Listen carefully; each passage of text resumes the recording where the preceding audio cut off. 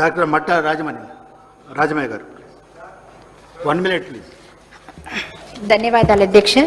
ఈరోజు తెలంగాణ వైద్య విధాన పరిషత్ 2026 బిల్లు ప్రవేశపెట్టేందుకు మన హెల్త్ మినిస్టర్ గారికి అలాగే సీఎం రేవంత్ రెడ్డి గారికి ప్రత్యేకంగా ధన్యవాదాలు తెలియజేసుకుంటూ ఈ మార్పుల వల్ల అధ్యక్ష మరి డాక్టర్స్ కానీ స్టాఫ్ కానీ రెండు వైద్య విధాన పరిషత్తు అలాగే డైరెక్టరేటు ఇద్దరు కలిసి సమన్వయంతో ఇంకా ఎక్కువ పేషెంట్ కేర్ తీసుకోవడము ఇంప్రూవ్ చేయడం జరుగుతుంది. అందుకని కృతజ్ఞతలు.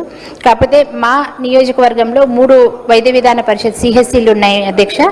అందులో 3 కూడా కొత్త బిల్డింగ్స్ వచ్చేసి 100 బెడెడ్ హాస్పిటల్ ఒకటి, 30 బెడెడ్ ఒకటి, 50 బెడెడ్ ఒకటి ఓపెనింగ్కి రెడీగా ఉన్నాయి. కాకపోతే కావాల్సినంత ఇన్ఫ్రాస్ట్రక్చర్ లేదు, స్పెషలిస్ట్ డాక్టర్స్ అవైలబుల్ లేరు అధ్యక్ష. దానివల్ల మేము ఓపెన్ చేయడానికి కూడా కొంచెం భయపడాల్సిన పరిస్థితి ఉంది.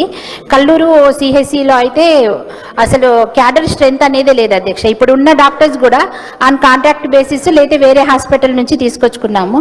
కనుక దయచేసి అతి త్వరలో కనుక మా మంత్రి గారు మాకు క్యాడర్ స్ట్రెంత్ ఇచ్చి కనుక చేస్తే, అలాగే మా 100 బెడెడ్ హాస్పిటల్కి సిటీ ఎంఆర్ఐ కూడా ఇస్తే కనుక మాకు పేషెంట్కి ఇంకా ఎక్కువ సర్వీస్ ఇవ్వడం కుదురుతుంది అధ్యక్ష.